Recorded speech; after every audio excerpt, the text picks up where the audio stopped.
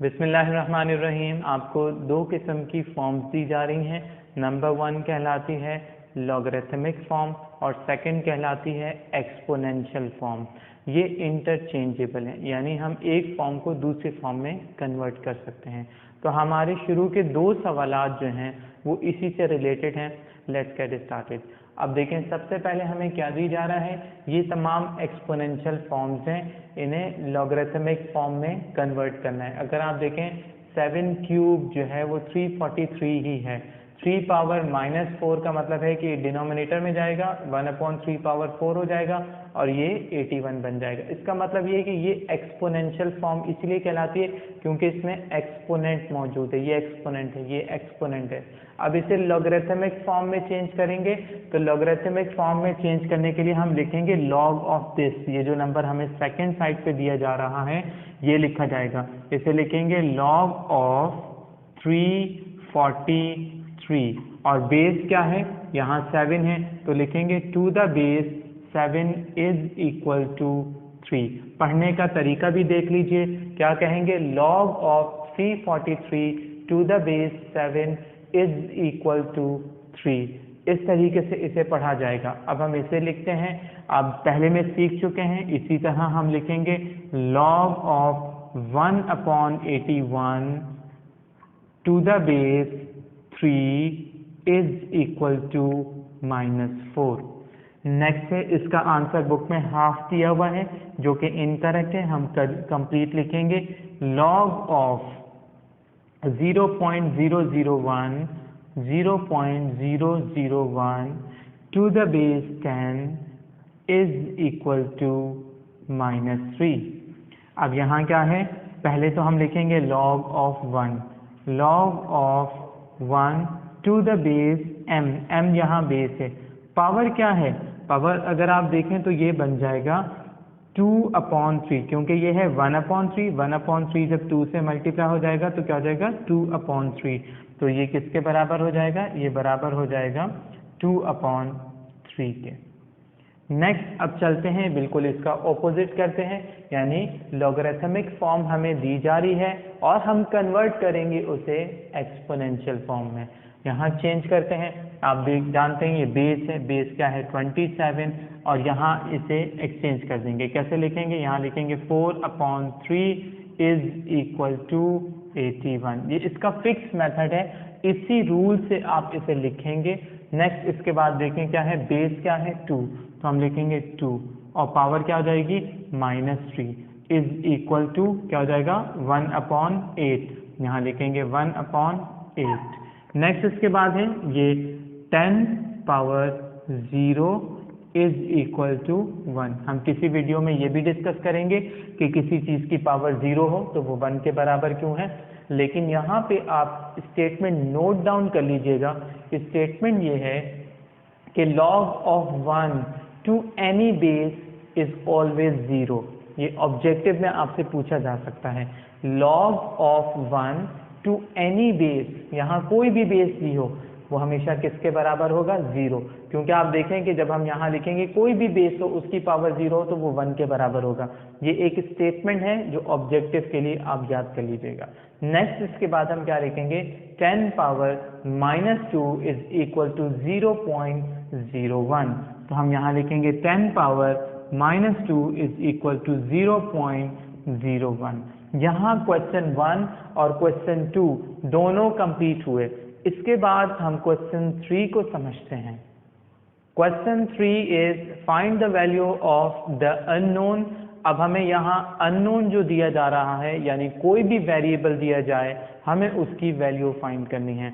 आपको logarithmic form में दिया जा रहा है, इसे सबसे पहले हम एक्सपोनेंशियल फॉर्म में कन्वर्ट करेंगे and after that we would try to find the value of the unknown. अब हम देखते हैं कि यहाँ क्या दिया हुआ है, log of x to the base 32 is equal to 1/2। पहले हम इसे एक्सपोनेंशियल फॉर्म में कन्वर्ट करेंगे, तो अब आप सीख चुके हैं कि ये क्या हो जाएगा 32 power 1/2 is equal to x। अब अगर आप x को इस तरफ लिखना चाहें और इसे सेकंड साइड पे तो लिख सकते हैं। यहाँ पे 32 आप जानते हैं इसकी पावर 1/2 का मतलब क्या है, ये स्क्वायर रूट हो जाएगा। इसे पढ़ा कैसे जाता है, square root of 32। Square root of 32 के लिए आपको 32 के फैक्टर्स बनाने पड़ेंगे और ये देखेंगे कि कितने नंबर जो है यहाँ से बाहर आ सकते हैं। अब इससे पीछे अगर मैं परफेक्ट स्क्वायर सोचूं तो मैं आपको थोड़ा डायरेक्ट भी ये स्टेप करवा सकता हूँ कि आप देखें कि क्या मैं कह सकता हूँ कि 16 टाइम 2 इज 32, बिल्कुल कह सकते हैं।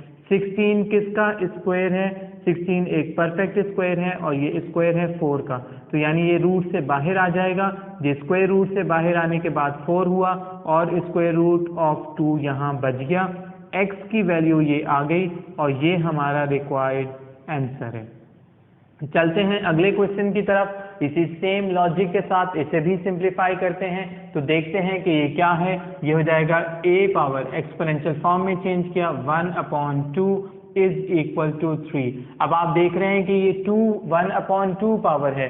1/2 पावर को रिमूव करने के लिए, क्योंकि हमें सिर्फ और सिर्फ वेरिएबल चाहिए, अगर उसकी कोई पावर दी जा रही है तो उस पर कुछ भी एक्सपोनेंट है तो उसे ख़त्म करने की कोशिश करें। 1/2 को अगर मैं ख़त्म करना चाहूँ तो मुझे स्क्वेयरिंग ऑन बोथ साइड्स करनी पड़ेगी।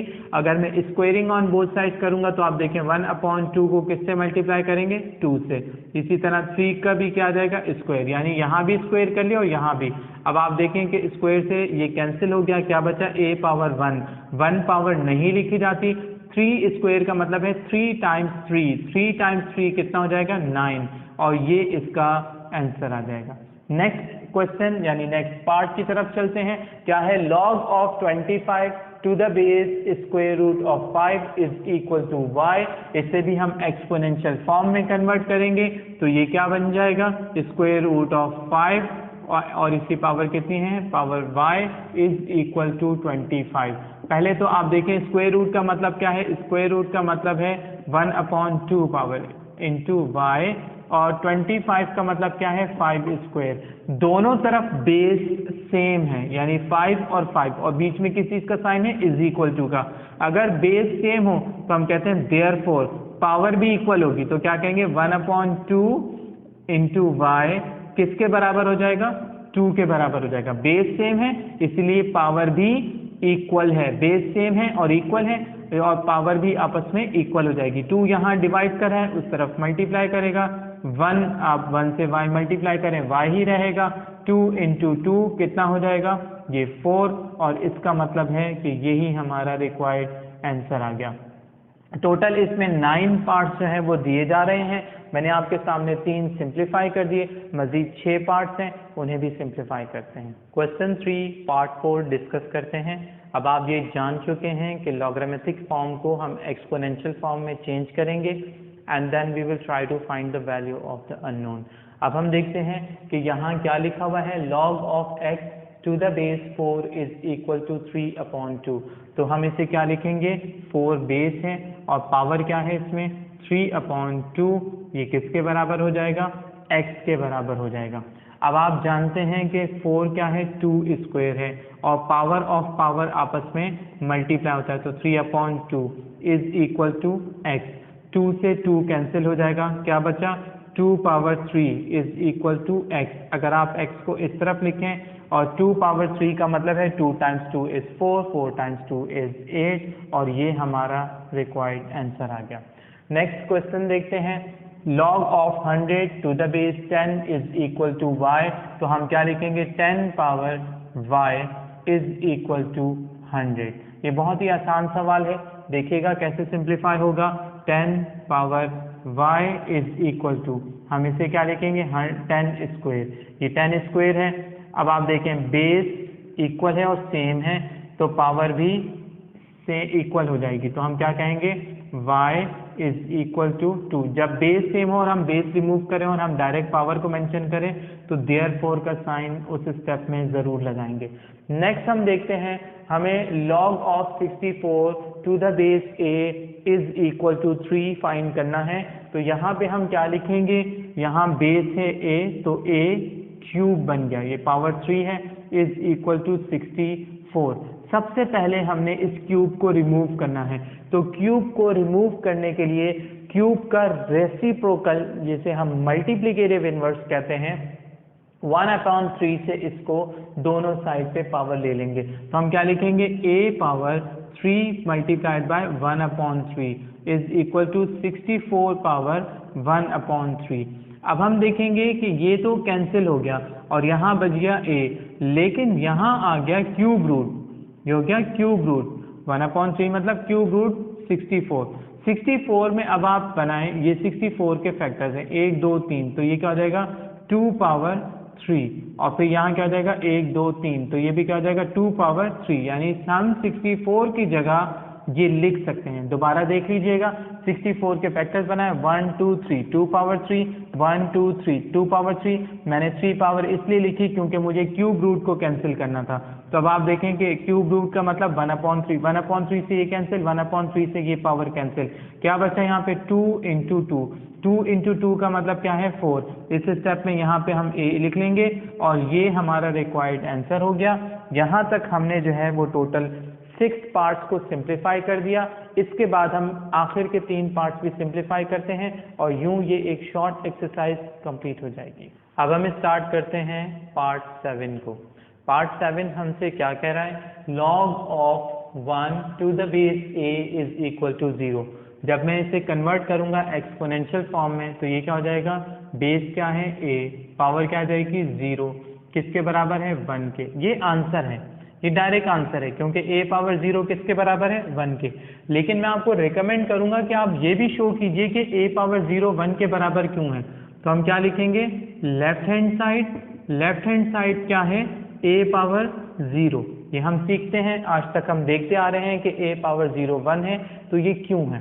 क्या मैं a पावर 0 को लिख सकता हूँ a पावर 1 - 1, आप जानते हैं कि 1 - 1 0 ही होता है। फिर इसके बाद अगर मैं कहूँ कि ये क्या है a पावर 1 और मैं इसे मल्टीप्लाई करूँ a पावर -1 से, आप रूल जानते हैं कि बेस सेम हो तो पावर आपस में ऐड हो जाती है, यहाँ पे ये ऐड होके 1 - 1 होगा। फिर इसके बाद हम देखेंगे 1 - 1 ऐड कैसे होगा, प्लस का साइन है तो प्लस माइनस माइनस हो जाएगा।